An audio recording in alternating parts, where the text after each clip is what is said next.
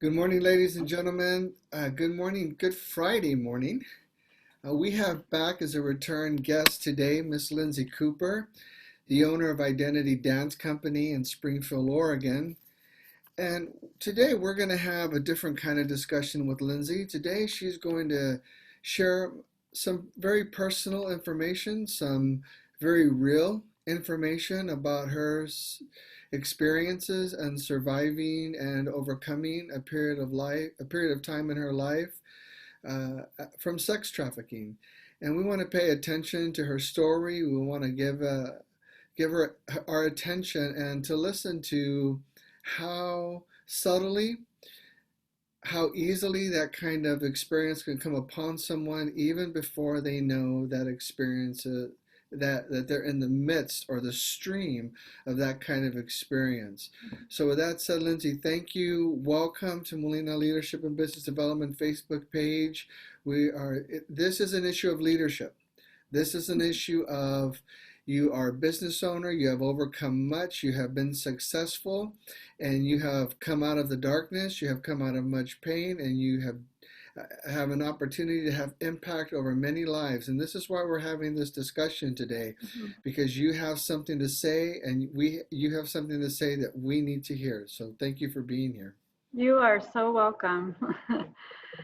So let's get started. Talk to us a little bit about how it all began and when you realized what was transpiring in that season of your life. Yeah.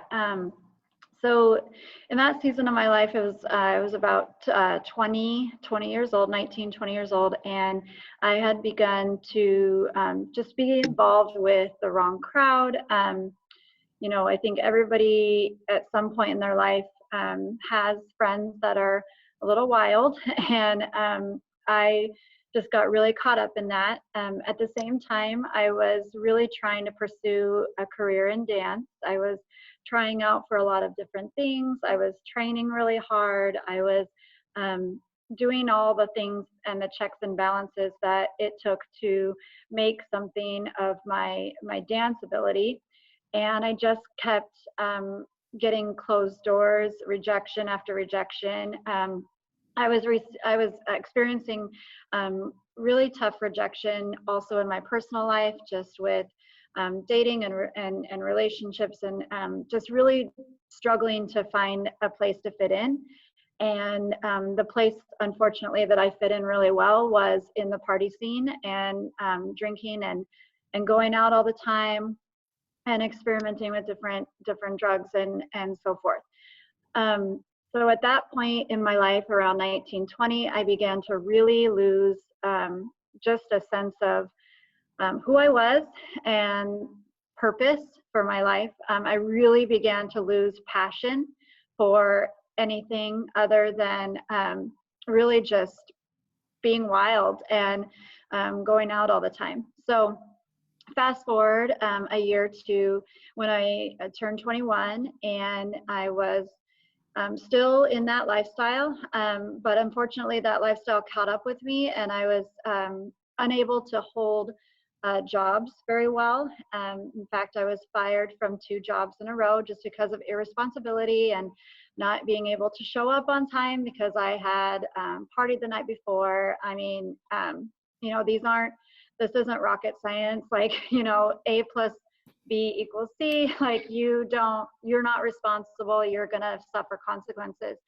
So I experienced getting let go from 2 jobs in a row, and that does not look good on a resume. And I performed my jobs well while I was there. It was just getting me there was a struggle. So after I lost that second job, I remember being on the phone with my friend and just telling her, I just wish I could get out of here. I wish I could start over. I wish I wasn't like failing at everything. And at that point too, to give you a little bit of more of a backstory on my dance, I had actually quit dance and made a vow to myself that I would never set foot on a dance floor ever again. I know that sounds dramatic, but I'm a dramatic person. So I have to go to the extreme to hold hold myself accountable. So I just was sick of facing rejection, and I thought, well, maybe this is just not cut out. I'm not cut out for this, so I'll just quit. So anyway, I just tried to forget about everything that was going on in my life and how discouraged I was and how much of a failure I felt like I was. And I did what I always did, which is just go and get drunk and try to forget about it. And unfortunately, the next day I still woke up jobless and somewhat hopeless. So yeah, my roommate at the time came to me and said, "Hey, I've got this really cool job opportunity for you, and it's you're just gonna love it." And she just sold me on it right away. She just said that I get to travel and go to all these great, amazing places, and that this guy is so cool and he'll treat you so good and you'll make lots of money. So I was sold at travel and lots of money. I mean, I'm not a materialistic person. I really am not. I didn't grow up being raised to be materialistic. But at that point in my life, I mean, I had no job. So if somebody's promising me a lot of money, then I'm excited about that. And it sounded super professional and that it would just be like a life experience. So I said, "Hey, introduce me and let's go." So this guy took me to lunch right here in Eugene at McMiniman's North Bank. And, my 21-year-old self really did not see any issues or problems within that luncheon. But I also was very naive. I wouldn't have known 20 years ago that people could recruit you or groom you or coerce you into a lifestyle of that nature. So yeah, I just got excited about what the trip entailed, and that I would be gone for 6 months, and that we would travel to 16 different states across America. And I just got really excited, and he had me sold. He was very good looking. He was 13 years older than me. He looked successful. He dressed successful. So I just said, man, I need to link arms with this guy. He's gonna launch me into the next season of my life. And so I said yes, and I had 2 weeks to get my things in order and pack, and we were off. And I remember not one person questioning me about what I was doing. That may have been for 2 reasons. It may have been because nobody else thought anything of it. It could have been because people just really didn't question my decisions. I was going to do what I was going to do, and including my parents. I was a very strong-willed child, and they knew that I was an adult, and they just let me make my own decisions, as heartbreaking as it probably was for them to watch this situation unfold. I remember on the day we left, I went over to my parents to say goodbye with him, and he had told my dad that I wouldn't need a cell phone. And again, now you look at that and you're like, hello, red flag. But for me, I just thought, oh, well, good. We can shut my cell phone off and I don't have to pay the bill for a couple of months. So again, I looked at things so differently when things were being revealed in front of me, but I wouldn't have known. So I'll also say too, in the couple weeks that I had been preparing to leave, he definitely, what's the word? Groomed me, I guess is the word that they use in the trafficking world right now. But I like to use the word like schmooze because it's a silly word, but he took me out to meals. He took me shopping, got my hair done, my nails done. He said things like, you got to look good if you're going to work for me. One instance I remember, he took me to Victoria's Secret and watched me pick out like bras and underwear. And that was really, it never once was it uncomfortable for me. It did not occur to me that this was completely inappropriate for someone I had just met. He had a way of manipulating his behavior to get you to respond in a certain way. So he was very good at this. He made it seem like he really liked me and he just wanted to buy me whatever I needed. He basically made it seem like these are necessities and I'm just going to pay for them for you. And so, I mean, what young girl doesn't want gifts and things? I mean, at the time, it just seemed like awesome. I'm getting all this stuff for free. So we set out on our trip, and the first destination was Colorado. And we got there, got settled in, and he took me out to dinner. And he knew very well that I liked to drink and that I was a party girl. And I had actually really hoped that this trip was going to pull me away from that. And secretly deep down, I had made kind of a internal maybe promise to myself that this was going to be my chance to come away from all that and to not do that. But he just really knew how to manipulate me and how to coerce me and convince me that everything was fine because he was a safe place for me. So he bought me a drink with dinner. That turned into 2, that turned into 3, and on and on. And then we ended up sleeping together that night. And I'll say too, I don't always say this in my story, but I will say this small detail that I agreed to with going on this trip was that he said he was going to be booking me my own hotel room at every place we went. And lo and behold, we get to the first place and I do not have my own hotel room. And he said it was because he wanted to save money, but that he would get 2 beds, things like that. So he really was good at telling me that this is the way it needs to be because. So I believed him. So I was forced to stay in a hotel room with him.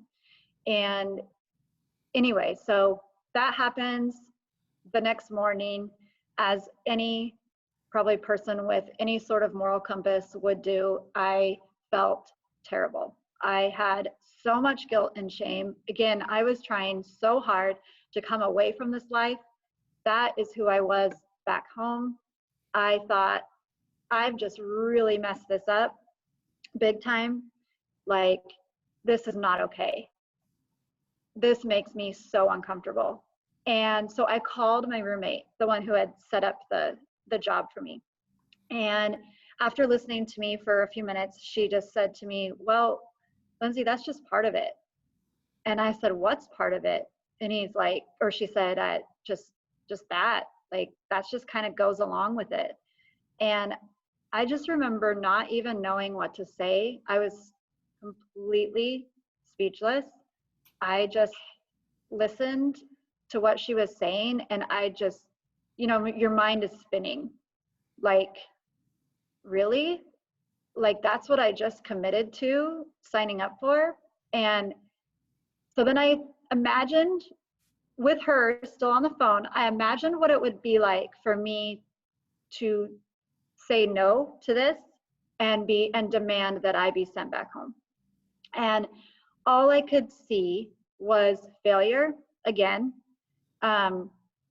this not working out, me not getting the chance to go away from my life. I had nothing to go home to. I had no job. I had nothing. So I just did what she suggested I do, and that is just try not to think about it. And so I did. And I just stayed. And the first several weeks, because he was so good at manipulating and building a false sense of trust with me towards him, he really turned up the heat on pretending like we were in some sort of weird relationship. And I say weird because it wasn't like we were dating, or that I was his girlfriend. But he treated me as if I was. But then I had to work for him during the day, which is also so weird, looking back on it. At the time, I really just felt like this was just something I needed to get through and endure. 20 years ago, if people are listening to this and they're like, why in the world would you have stayed? I did not even know that the word trafficking was a word. Like, I didn't know what that was.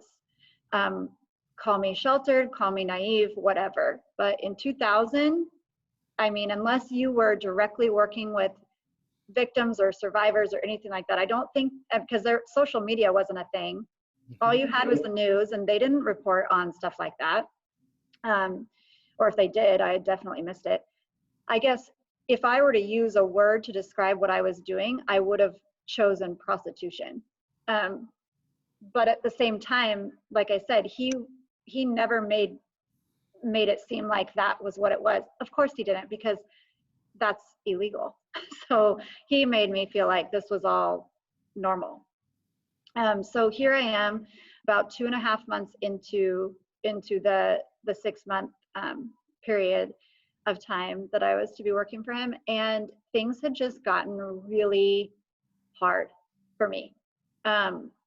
It was really hard for me to be by myself every day and just with him. I spent a good portion of the day, probably from about 9 o'clock in the morning until 5 o'clock in the evening, just driving him around to appointments and then sitting in the car and waiting for him while he did appointments. So I was bored out of my mind. I mean, talk about, I am so extroverted. I am so social. I am so, like, I love people, and I just interacted with no one and saw no one. I was at his beck and call for everything.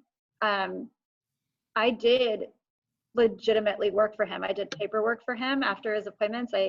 I made phone calls. I confirmed his appointments. I washed his laundry. I ironed his shirts, all the things that I had legitimately signed up for, but I also was definitely there to be a sexual companion for him.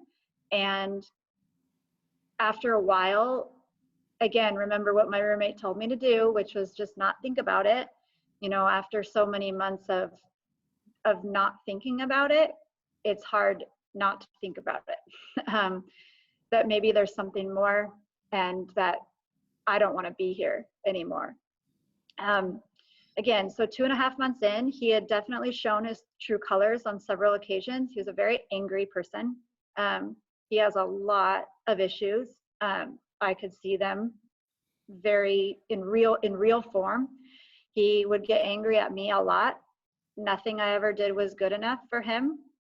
But yet he was treating me as if he needed me and that I couldn't go anywhere because he was all I had.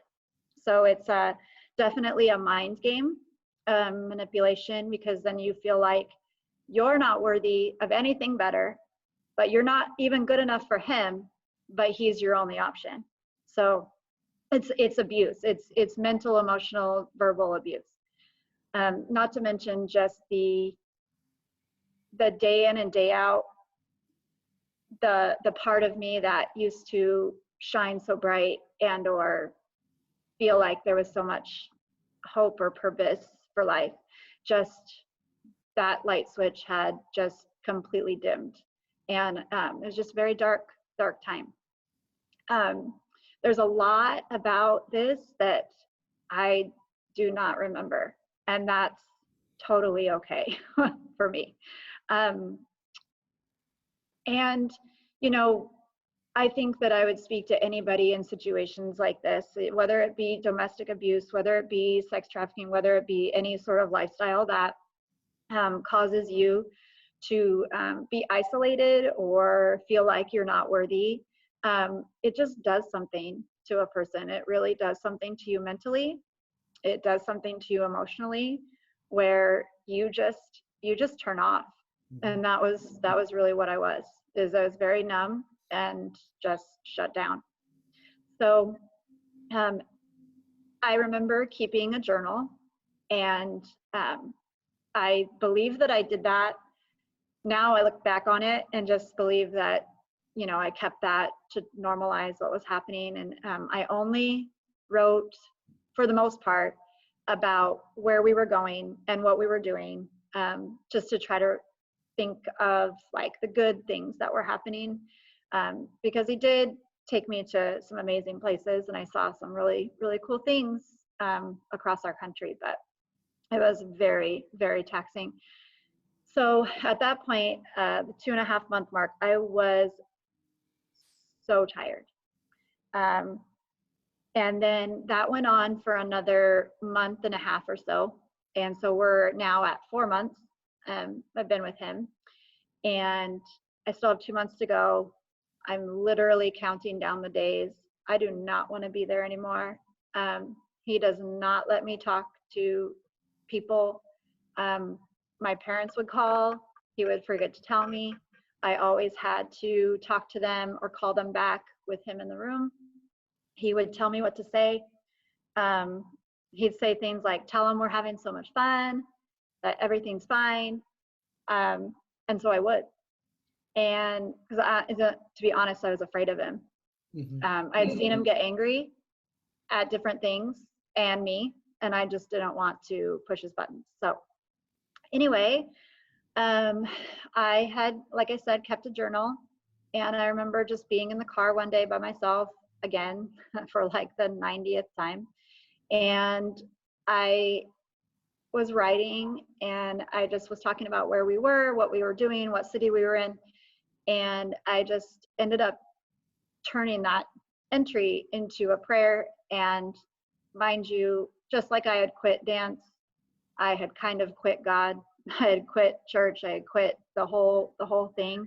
I was harboring a lot of hurt, a lot of rejection, from believers and from that, and rightly so. But I experienced not 1 ounce of grace in that season of my life where I was running away from the Lord. So I decided to just cut it off.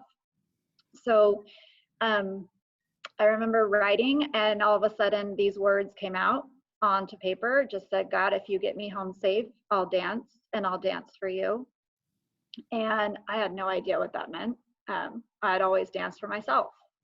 I had always danced to compete. I had always danced to become great. I had always danced to be cool or be seen or for the applause. So I honestly believe with all my heart that it wasn't even me that wrote those words. Like it was something else, something bigger. So I saw him coming, and I closed my journal really quick, stuffed it in my purse, and we were off to the next thing.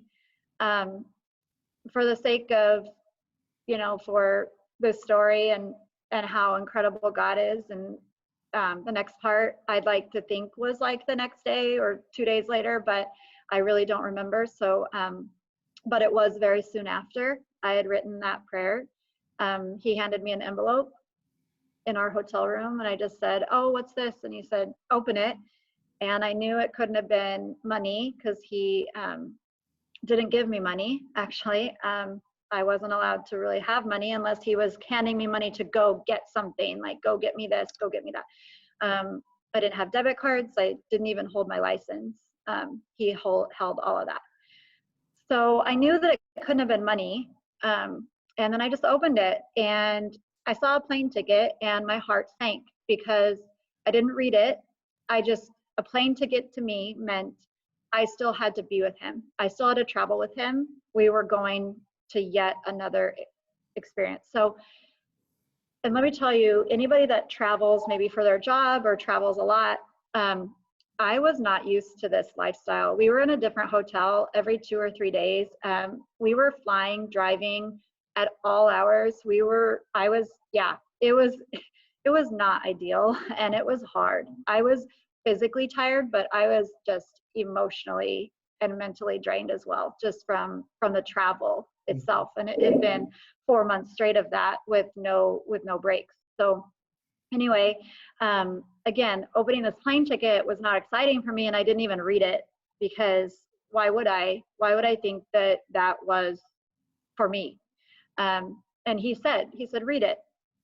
And I looked at it, and it was just one ticket, and it was just for me with my name on it. And it said, Eugene, Oregon, destination. And I don't know, I felt so many emotions. I felt relief. I also, right away in my mind, thought I must have done something wrong. I'm being sent home. But then I didn't think too much about that. I just thought, oh my gosh, I'm going home. And he looked at me and he said, I'm sending you home. And I said, without you? And he said, yeah. And I just said, okay. And I remember packing, and I'm pretty sure my flight left that day or the next morning. And all I remember is him giving me a hug before I left, and then I went home. I remember not 1 minute of that flight. I don't remember who picked me up from the airport. I don't remember how I got to my apartment at all. But I do remember what he said to me a few weeks before he sent me home.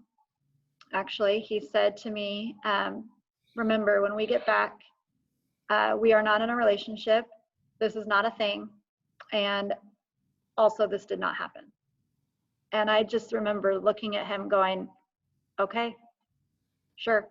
And at that point, I hated him so much that I was willing to just take that as truth and run with it. So getting home, I came home to my apartment being absolutely trashed.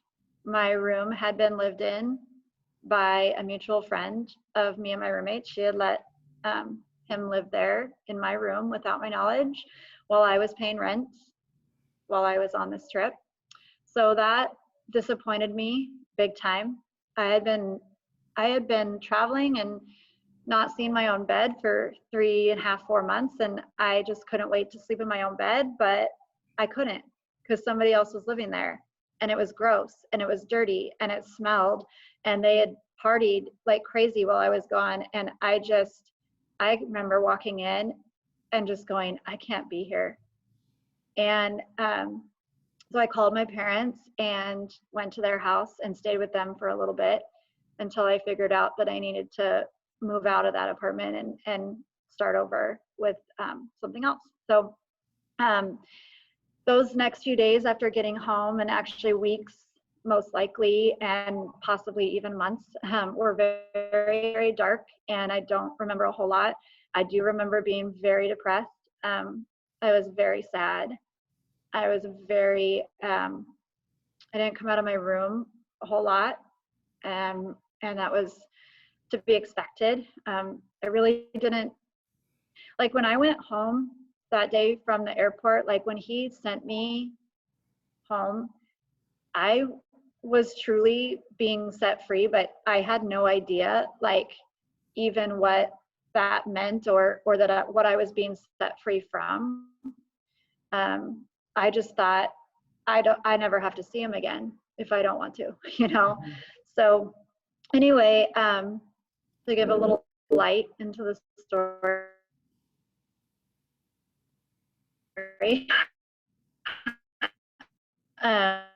entry that day, that if God had got me home safe, that I would dance again.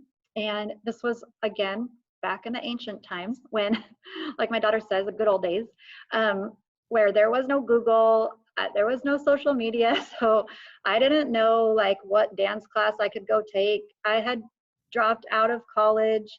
I was no longer a part of the dance program at LCC. I was on academic probation from the U of O. I mean, these are just awesome, awesome things that I had done with my life before this time, but I really couldn't go anywhere, right? So, but I remembered that before I had left, there was a hip hop class at 24 Hour Fitness, the local gym at the time. So I just showed up. And again, this is like miracle upon miracle, right? I didn't even have a membership to the gym. I just showed up. They let me in. I have no idea why. Like, I just walked in and went to the class and stood in the back, very insecure, did not want to be there, was literally just fulfilling what I said I was going to do.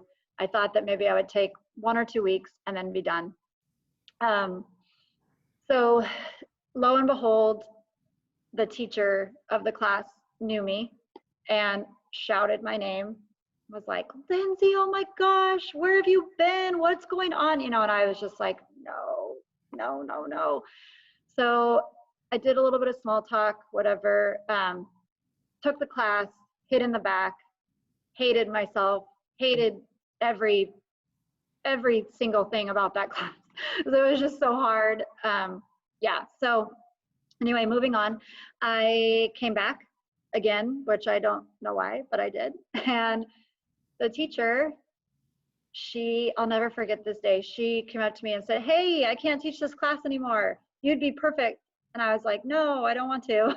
And she's like, no, you should. And so she gave me, she gave her boss my number. I interviewed, they hired me on the spot. Again, there should be no reason except explanation of God, because I had no resume. Remember, I was fired from my last 2 jobs. I left that part out. I did not have any experience teaching except for maybe helping choreographing and like captain of high school dance team. I had no actual experience teaching. And the lady just took a chance on me. And I ended up teaching there for 6 years. And every single thing that I have ever done dance-wise stemmed from that job, from me saying yes to that. And it's just truly, truly miraculous. And I'd like to say that then I was all good and everything was fine. And then my life is just fast forward to where we are now. But in those next few years, and it was 4 years of roller coaster, up and down, all over the place. In church for 3 months, out of church for 6, and wild and partying. Still really insecure, trying so hard to get my life right. I worked for my dad at the time. It is not a good fit for me because I had to, again, be alone in an office all day, and that was just not my jam.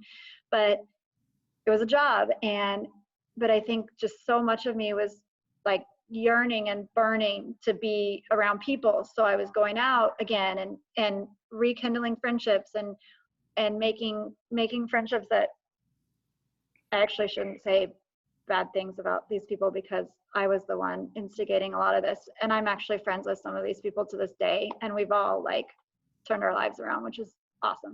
But I just struggled like that. I can't explain it any other way except for it. I struggled. And again, for anybody watching this, like, of course, from the outside, you're like, of course you struggled. You had no idea what just happened to you. You got absolutely no help for what just happened to you. I told no one what had just happened.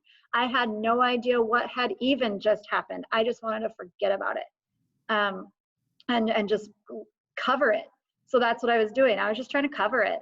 I was sleeping around, just trying to cover it, just trying to forget. And then right before my 23rd birthday, I was raped. And I don't say that word lightly, y'all. I totally know that there's so many women that experience incredibly horrific trauma in sexual assault. And this was not that, but it was still traumatic enough for me to just believe that I was literally like worth nothing to anybody. And that even my no didn't mean anything, because I said no, and he didn't stop. So here I am at 23, 24, just completely lost, but yet grasping so hard for hope. And I was still dancing.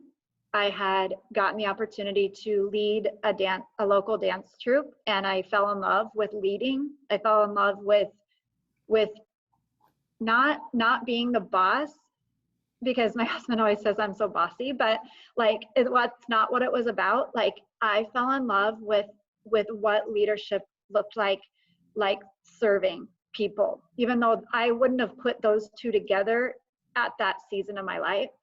It really did spark something in me. It sparked a joy I had never felt before.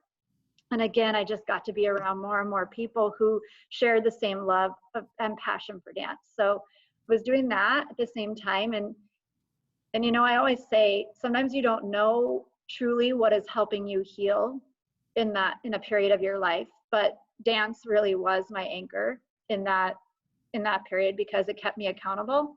I had rehearsals I had to show up for. I had people that were relying on me. I had shows to plan and things to do. So I showed up for them. But then I was almost like manic depressive behavior, because I would throw myself into dancing and leading and planning, and then I would spend a period of time disappeared, depressed, partying, wild, you know, basically self abuse. So I am 24 now, and not right now, at this time in my story. Sorry, I should say that differently. So now I'm 24 and trying to really balance all of that, which it really was a juggling act. But deep down, I knew I wanted to get healthy. So I had a friend, and he was just my best friend, and he introduced me to his godparents. And it was such a beautiful relationship that ensued. They loved me for who I was.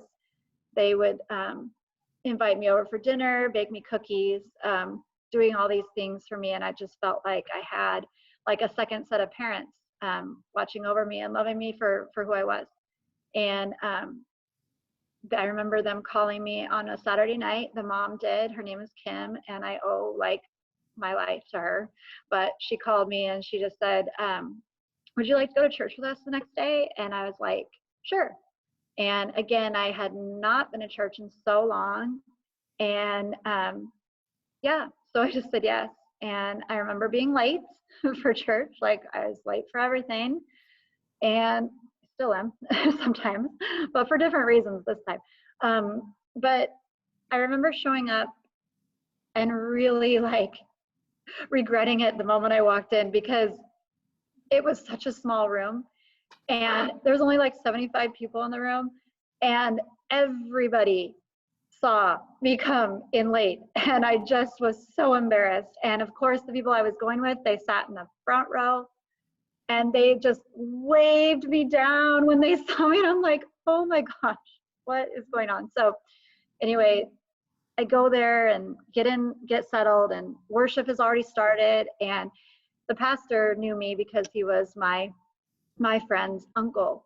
And so he knew me and he knew of me. And I'm sure he knew a little bit about my lifestyle, but definitely didn't know any details or my story or anything like that. But he stopped church.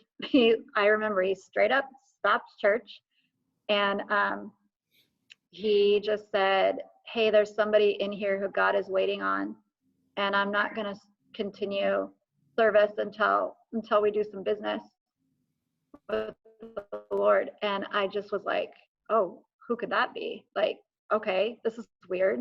Like, I grew up in Faith Center, Eugene, and nothing like that would have ever happened there. It's an amazing church. I'm so thankful for it.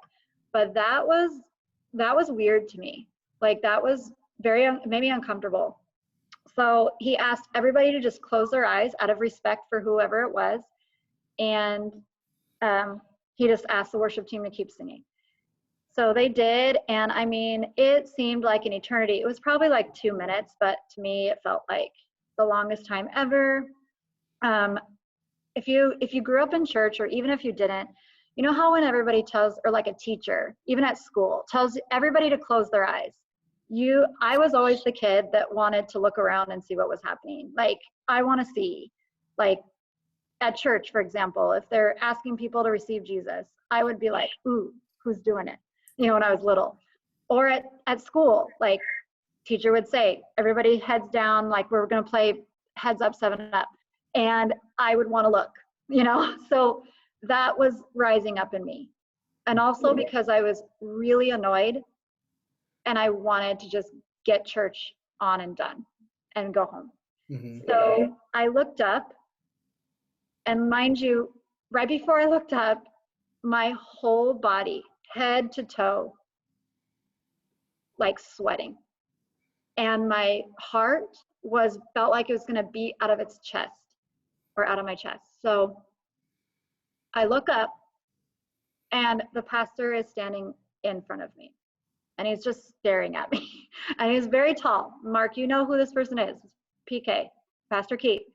And he is towering over me. And he's just like this presence. And I just felt, it was God for me. He's not God, but it was the presence of God. And he said, "It's you." And I was like, "Yeah, it is." And I just remember crying and crying and crying and weeping, and him just, the whole church praying over me. And he asked me if I wanted to rededicate my life to the Lord that day. And I did. And it was beautiful. And I just will never forget it. And again, I would love to say that from that day forward, my life took a complete turnaround, and here we are. But it was still such a struggle. So, long story short, 6 days later, I was drinking with my friend, and we were headed to Portland, and an unfortunate car accident in which we should have been either majorly injured or not alive. And I walked away with a scratch on my neck, and she was completely fine. I remember sitting in the middle of the Portland freeway. My car is completely smashed in. Like the front is completely all up to the steering wheel on my side, because I had hit the median. My car had spun. I hit the median going about 45 miles an hour, and my airbags did not ignite. And I remember sitting there, figuring out that I was alive, and I heard, plain as day, God say to me, "You're trying to go this way, and I need you this way." And I just was like, "Okay, that's it. I'm yours. Like, what do I have to do?" And over the next year, again, it's not something to easily just walk away from, because I was addicted. I was addicted to that lifestyle. I was addicted to the attention. I was also covering so much hurt and rejection and just trying to forget. And so, just with the help of the Lord and starting to really make boundaries in my life and choose my friends wisely and all these things, I met my husband. And at the time too, I had taken a job as a nanny. I wanted to be better for them. I wanted to be better for the kids I was teaching at a local dance studio. I wanted to be better just for everybody. And I just realized, I was like, I'm a leader, I'm a teacher, I'm an example. If it doesn't go anywhere unless it starts with me. Like, if I am not doing the same things that I'm asking everybody else to do, then I'm a fake and I'm a phony. So at that point, I still was struggling a little bit with social life and wanting to still go out to the bars. I just wouldn't drink, or I wouldn't like party, So I met my husband, and he was just so different than any guy I'd ever met. And in fact, we just started out as friends. We spent several months just being friends, and then this is an important part of my story too, because I want people to understand that things don't always happen perfectly. As much as you're trying to live for the Lord, you mess up, and there's grace. So I messed up. We had sex, and I got pregnant.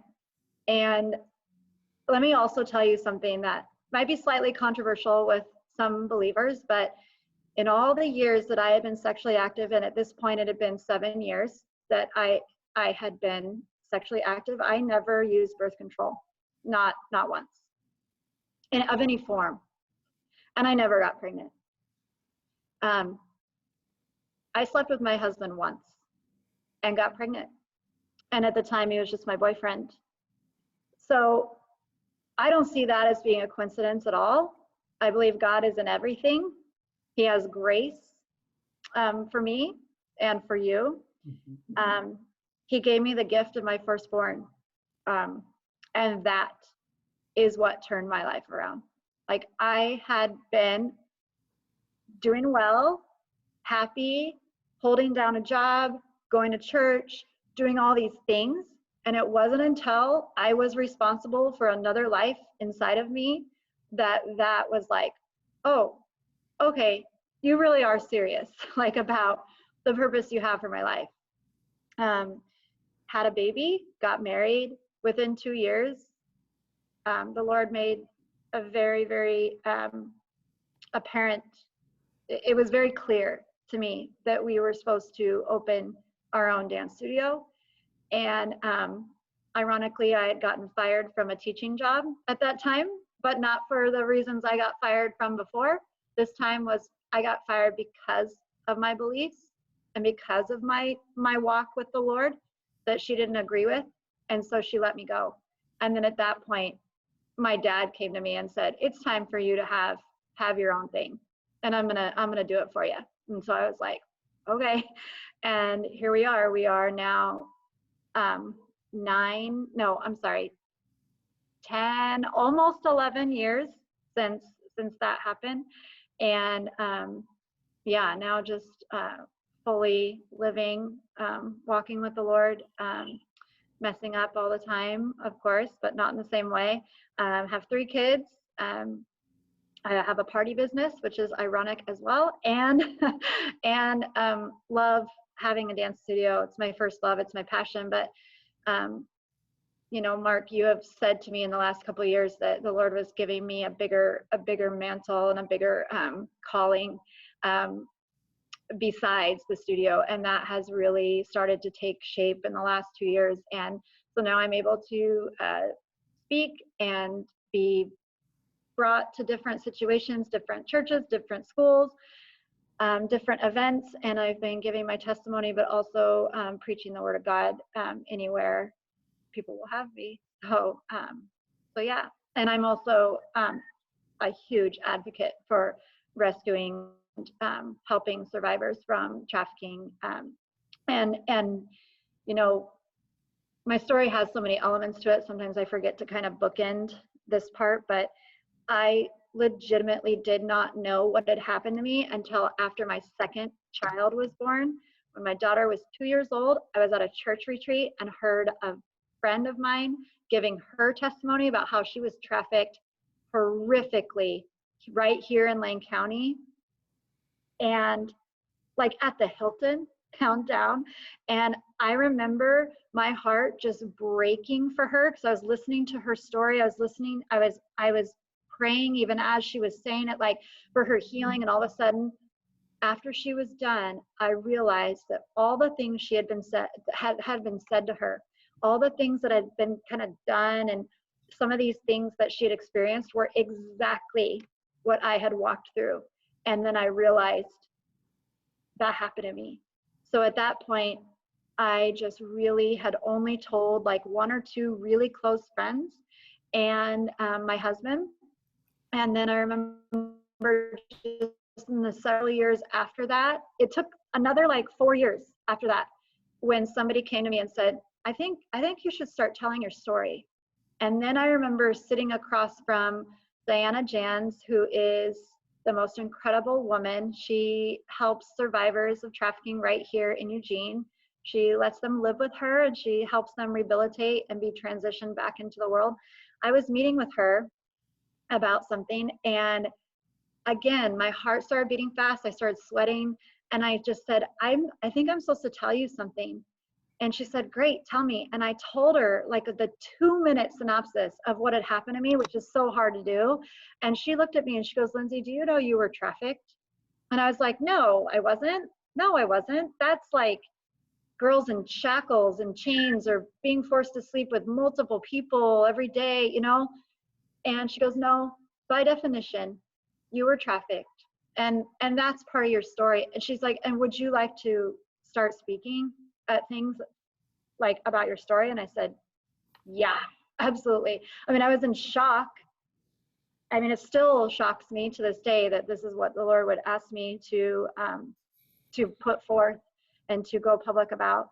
I mean, listen, I would like to be talking about anything else besides this, but the the nugget of it is that people's life isn't perfect, and we go through things, we suffer, and the Lord actually says that in the Bible. He's like, in this world you will have trouble, but I have overcome the world. And I just think if my suffering can help even one person, and it has helped hundreds, then I know that it was worth it, and I would do it all over again. One thing I had told my friend once is that my heart was really breaking one time for girls that were trapped in trafficking. And I just said, oh my gosh, I think I need to quit everything. I need to stop doing the studio. I need to go start rescuing children. Like, that's what I want to do. And she goes, Lindsey, I think you are rescuing children. And I said, how? And she goes, by preventing it at the studio. She goes, what was it that got you through those years after this happened? And I said, dance, to be honest. And she's like, okay, so do you think that in any way, shape, or form that these children are actually gaining confidence that you didn't have, getting hope, getting purpose, getting all these things that will actually be preventative in getting themselves into a situation, or not getting themselves, but being presented with a situation and then not knowing what to do with it, or not knowing how to walk away, not knowing how to get help? And all of a sudden my eyes were open, and it's like, there's two forms of rescue. There's the people that are on the front lines and going in and getting the kids and helping them rehabilitate. And then there's also the very important job of preventing it. And that's what I believe that I'm supposed to do. So yeah. So how did when did the opportunity present itself for you to have a conversation with your mother and your father about this experience and its impact? And obviously we're both parents, and I can only imagine the struggle they must have gone through hearing this, maybe feeling like they failed. Or if I could say this as a precursor to this before you answer, I know someone who was raped, and it was very hard for her parents to comprehend. It was very hard for her parents to understand. And uh, in the realm of that very deep and powerful emotion and trying to cope with this reality, that was part blame on her. Yeah. Because it might sound very cruel from people that hear that statement, but the mind tries to grasp such things, especially if it's your child. If you don't mind, if you feel like you can talk about that moment in time when you were able to have that conversation with your parents, and what that was like navigating through that. Yeah. Um, I mean, it's still like a healing journey, I'm sure. I didn't know that my parents didn't know what had happened to me until just actually a couple years ago. This sounds like kind of crazy because it's been so long. Um, I think I just always assumed they knew, and they never asked, so I just never told. Um, and that probably stems from a lot of like as a parent, you just don't want to know, and that's okay. Um, but I remember being at my sister and brother-in-law's house a couple years ago, and I ended up telling them what happened because I was starting to tell my story publicly, and I don't know, I didn't know whether they knew or not. And so my sister said to me, gosh, this is so crazy because mom and dad called me after you left and basically thought that you had run away. Like that's what they saw, was like you just running away. And I was like, wow, okay. And that's fine. Like that was their perception, and it probably looked like that.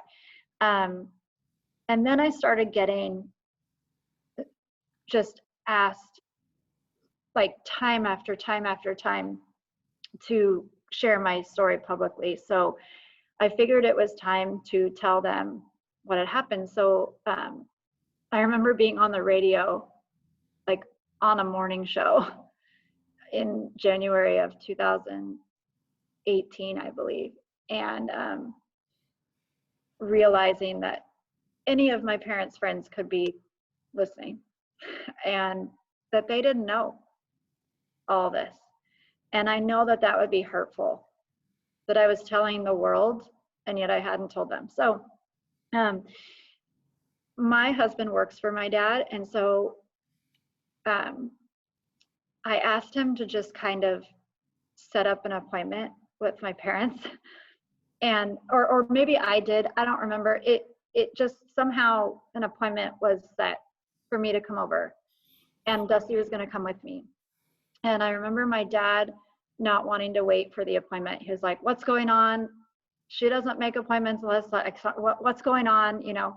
So my husband ended up telling him a little bit. And then of course my dad wanted to like protect my mom and was really hesitant about me talking to her. But my dad ended up not being there, which I'm still kind of bummed about, but it's okay. Like I get it as a parent. Like it's just hard to hear, you know. Um, and yeah, I told my mom. I don't think that she wanted to hear most of what I had to say, so it was a very brief conversation. It's a difficult conversation to have. Um, she didn't want any details or anything like that, and I was fine. But it is hard because I understand as a parent what they could be feeling, but I also am just, you know, wanting that unconditional like support and love. And I think that'll come maybe with time. Yeah. But it is really hard for them to accept that this is what the Lord has asked me to be public about. I think that there's a generation that is their generation that is very it's not that it's non-communicative, it's just that it's a little more private, probably a lot more private, and that's okay. I am not. I am an open book. Like I am not a private person. I like my alone time, and I like to be alone because I am around people so much. I in order for me to stay healthy, I like having private moments with myself, with God, with my kids, my husband, whatever. But I am fully at the Lord's usage for all the days of my life. And I don't care what that makes myself look like. But I also have to be very sensitive to the way it makes my parents feel. So I have a fine line to walk. Mm-hmm. And I think that there is still some healing that needs to happen there. And who knows, they might be watching. So Yeah. Well, you know, for those that are watching, I would encourage anyone to not rush to judgment. yeah. Not rush to judgment against you, against your family, against the circumstances, Yeah. but to listen and to hear you. I took several pages of notes, and all the details that you gave, all the markings of vulnerability, all the characteristics of that vulnerability that made it so easy for someone to come into your life and for you to be emotionally, psychologically prepped for such a moment and not even know it, but Mm-hmm. someone else looking at you and thinking, okay, now's the time. I don't know Yep. if your friend had worked for this individual, Yes. and I yes, she had. and so maybe She was aware, she could observe that you would have been the perfect candidate for that situation, and by introducing you into that situation, she was relieving herself of that situation or Yep. someone else.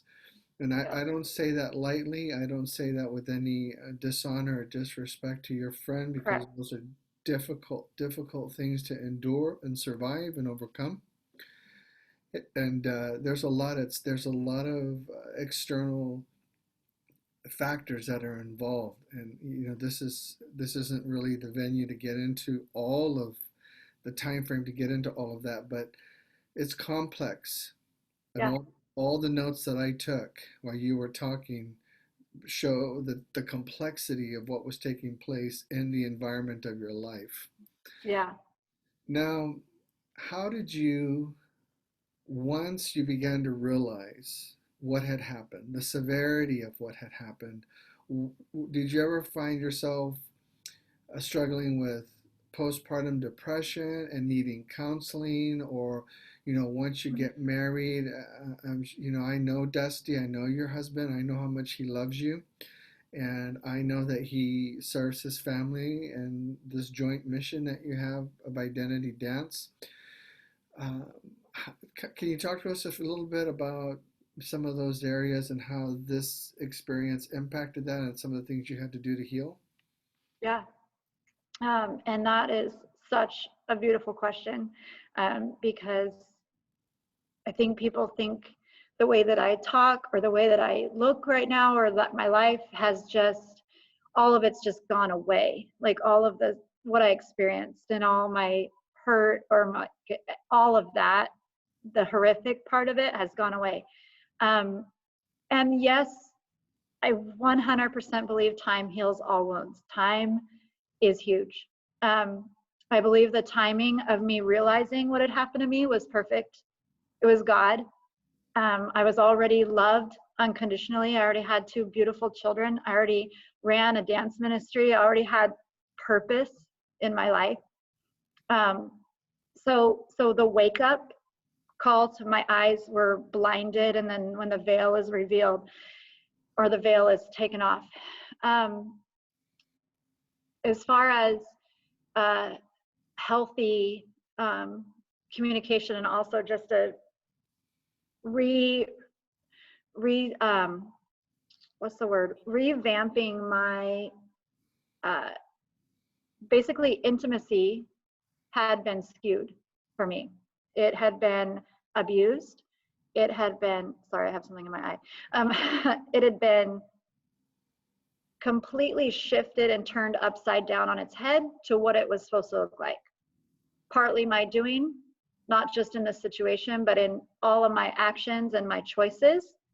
And and then also out of my control with what had been done to me, and the fact that I just needed to, again, not think about it and shut off.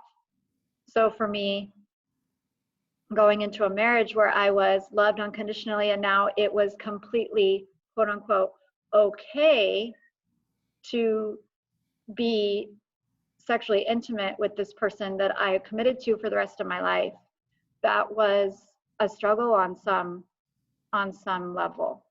I am really good at acting and pretending, and so sometimes I think in the, well, in the first part of my marriage, to be honest, like it was completely fine. Everything was great. It was beautiful. Like I never suffered postpartum depression after my firstborn. Like I mean, everything was how it should be. You know, it was like a picture of heaven on earth.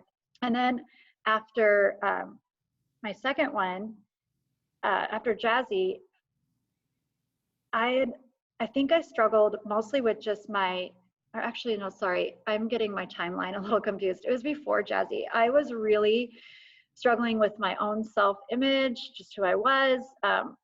The studio was doing good, but there was a lot of transition happening, and God was actually getting ready and preparing us to move to the place we're in now. There was a lot of spiritual warfare. I was I was kind of a wreck emotionally, and I cried all the time, and I just didn't know really why. I tried seeing a couple people within the church, tried getting a mentor. A lot of those things helped. But I just was an emotional wreck. And I think that a lot of what had happened to me was kind of coming, I was being prepared for it to kind of be released. And again, my husband, like you said, you know him, and a lot of people who might be watching this know him and know that he's just so patient. And all the times that I was up and down emotionally, or just really kind of, so physical touch is not my love language, and it never has been. And so that has been hard because physical touch is his love language and quality time. And so we're completely opposite, but yet I've got all this trauma regarding physical touch, and then just watching the Lord just slowly take down, like brick by brick, with allowing myself to be touched, to be loved, to be loved unconditionally, through pregnancies, through post-pregnancies, through loving myself, through not loving myself. I mean, there's just so much to a healthy marriage. I mean, I'm not saying this because I'm proud of it, but I think Dusty and I have really done a good job of going to the Lord with our issues and going to each other with our issues, and not to outside people like counselors or anything like that. I have never ever seen a counselor for any of this. And again, that's not saying that I disdain that. It's just, for me, the Lord was my counselor. And I had so many incredible, and still do have incredible moments with him, where he really replaces the things that have happened. And it's not to say that some people don't need that. I can tell with somebody whether they need to really get it out and talk to somebody who's professional. In fact, people don't know this, but my second major when I started college, it was going to be dance with a minor in psychology, because I wanted to be some sort of a dance counselor, which is really funny because now I do that just without a degree. Like, I talk to people all the time about what they've been through, and I teach dance, but I don't have a degree. So I guess I just have the degree of life. But yeah, hopefully that answers your question. It's kind of all over the place. I think it's an ongoing journey. I am never going to be completely healed until I'm in heaven of everything that the enemy has tried to steal, kill, and destroy. There's always going to be issues because we're human and we're not perfect. But I believe that in the last, I would say, since I had my third child, really grown with a maturity in my emotions, and taking them to the Lord, and really knowing when and where things are appropriate. Dusty and I try really hard to, and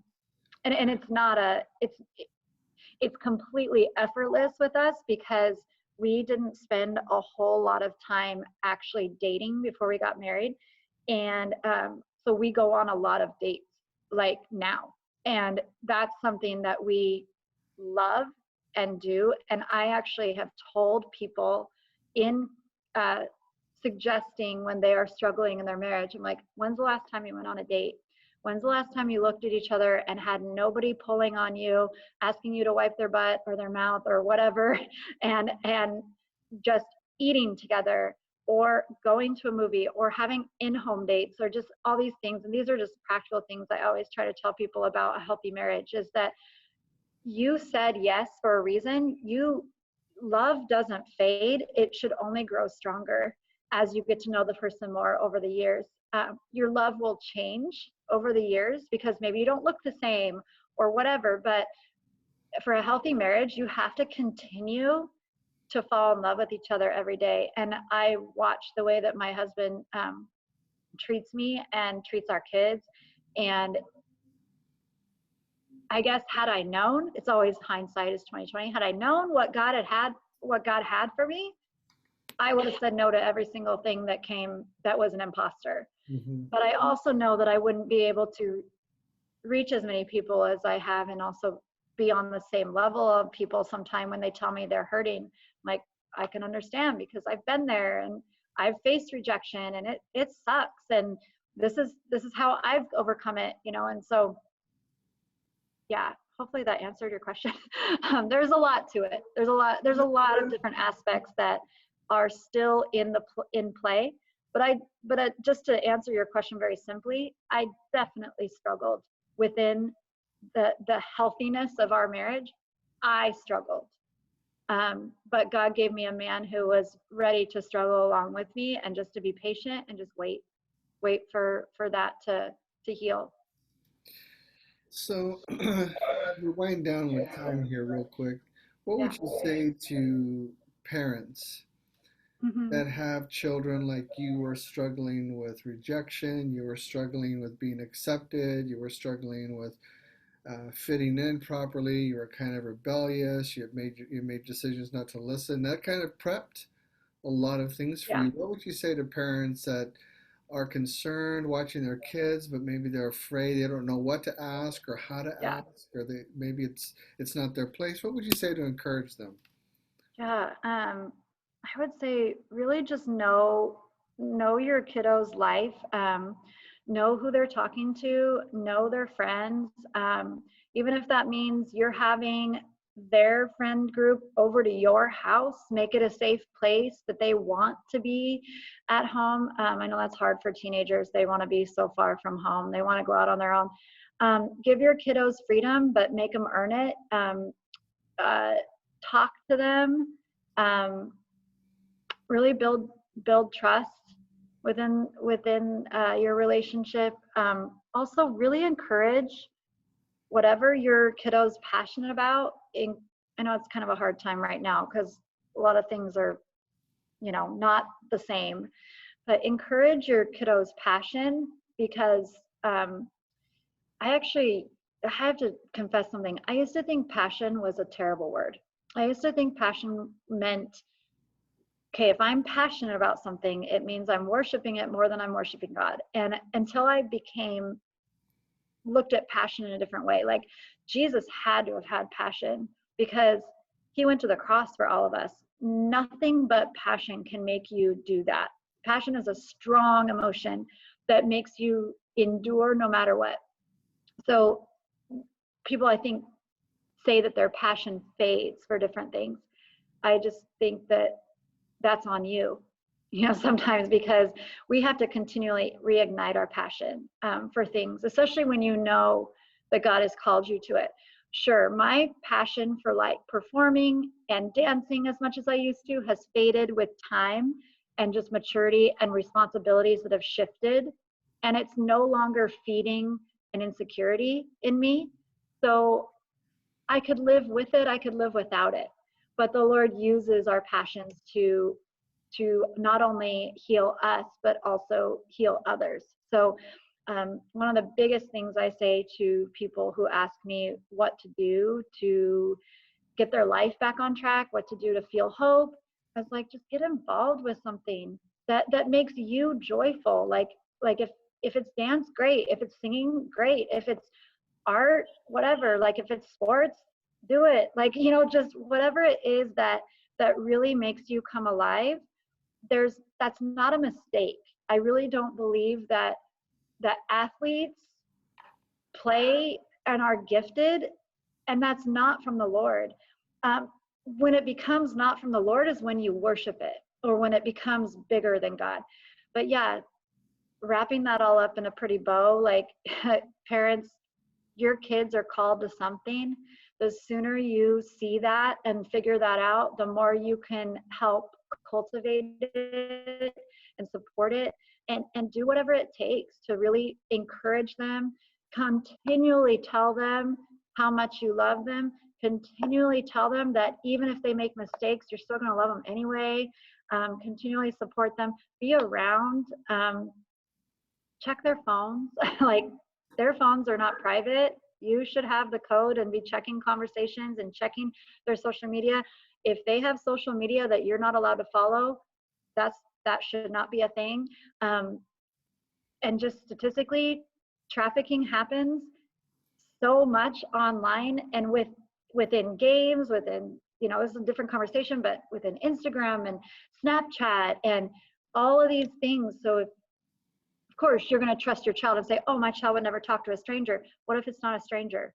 What if this person has made a friendship? I mean, look at the way that I was coerced. There was a relationship built eventually. And like, I trusted him because my roommate set me up with him. So it's not always the stranger on the street in the scary mask. Like it's people that were around already, that have built our trust. So really know who's around your kids, who they're talking to, but ultimately, I think it's more preventative, to where if you give your kiddo the confidence to know who they are, the opportunities to build confidence and purpose, they can look somebody right in the eye and say, nope, sorry, I'm worth more than this. Before we close, what is the name of this new podcast series you started, or the podcast? Oh, so it's is it the one that my friend's podcast, the Bethany Bravery, No, Bringing Her Hope? No, what is mine? didn't you start a new ministry, 180 or something like Oh, that? yes, yes. It's not a podcast. Sorry. It's fine. I was like, oh wow, did I start a podcast? And I didn't know it. It's called 180. Yes, my kind of like side ministry. Some people have side hustles. Mine is like just a side ministry, and that is called 180 because of the dramatic turnaround that my life took, and what I believe that other people can turn their life around. And my motto is, it's never too late to turn your life around. And so I actually, it's really simple. I just, people make coffee appointments with me, or, whatever they're comfortable with, especially right now. But we just talk about what's going on in their life, and I give them an ear and advice if they want it. And yeah, I just basically like to bring hope into people's feeds too. I try to post um, positive, encouraging, even hard things to talk about through my 180 social media. And yeah, it's something that the Lord gave to me in 2017. I was afraid to kind of pull the trigger on it because I had a newborn, and also we had just launched our event business and the studio, and trying to remain balanced. So I was like, Lord, what are you asking me to do? And what's really cool is that it doesn't take very much of my time. 180, it has a name, and people can be encouraged by it. I want it to be something bigger one day, meaning like I want it to like flow to where it's even supporting my family somehow, or it basically is like a what's the word? Like I've basically been able to compartmentalize my testimony and my story, and help others like work through their whatever they're walking through. Now, if anyone wants to reach out to you after watching this, how can they Yeah, make contact with you? sure. You can email me. It's Lindsey, Lindsey, at identitydance.com. You can follow and look at any of my social media handles. I have my personal one, I have my 180 one, I have my Identity Dance one. I mean, they're basically like, you just can search them up, and they're there. Facebook is a great place to connect with me on. I love chatting with people over Facebook. And again, I love seeing people in person and just hearing their story and seeing God work in their life. So Very good. yeah. Ladies and gentlemen, we've had with us today Lindsey Cooper, entrepreneur, business owner, Identity Dance Company in Springfield, Oregon, sharing with us her story of overcoming and surviving sex trafficking. And I hope that if you have any questions for her, you'll reach out to her via the social media and the other outlets she's given, and understand that there's still more to this story. Yes. Those of you that will hear this, I ask you to listen with an open heart and an open mind. It is very complex, and it takes a lot of hard work to decipher Yeah. and to process and to navigate. Hmm. And, you know, be kind. Yeah. Be kind to her, her family, the extended family. This is a lot for all of us to try to understand and come to terms with. Hmm. Lindsey, I want to thank you for your humility today, your sincerity, your openness, and for you offering this opportunity for others to hear your story and to hear your life touch their life. Oh, thank you. Yeah, I will say one thing I wanted to tell people, because a lot of people say like, well, what can we do? How can we get involved? So next Thursday is National Human Trafficking Awareness Day. And there's just so many things out there. You can just Google that, and anywhere you're listening from, Eugene, Oregon, there's a march happening. We're calling, or the people that are organizing it, like get loud for our children. And we've seen a lot of people get loud for the oppressed and racism and all these things. And so there's going to be a big march in Eugene, a peaceful one, just saying end human trafficking. And it's getting loud for our children. There's a couple fundraisers happening where you can go get pizza from Maud on Monday, August 3rd. There's just some incredible people in this town fighting for our children. And the thing is that we need more people raising their voice for the children. I always say, imagine if it was your own child, Hmm. and they were caught up in this lifestyle, and they were taken, and they can't get out. Hmm. And what would you do? What would you do for them? What would you do? And most parents, I would say 100% of us would say we would die to find our child. Like, we would raise our voice so loud that we would find them, and we'd stop at nothing. So there are children right here in this town, in this state, in Portland, all up and down I-5, that are being taken and sold into this lifestyle. And I just people need to join the fight. So look up National Human Trafficking Awareness Day. It's next Thursday, and there's lots of things going on. So Very good. thank you. We'll Yeah. get back in touch again soon. We'll continue Yeah. this conversation because there's still a lot to talk about. Yes. My best to you and your Oh, husband and your thank beautiful you, family. Mark. We'll look Thank forward to you. talking again real soon. Yes. Thank you so much. You're welcome. Take care. Bye. Bye bye.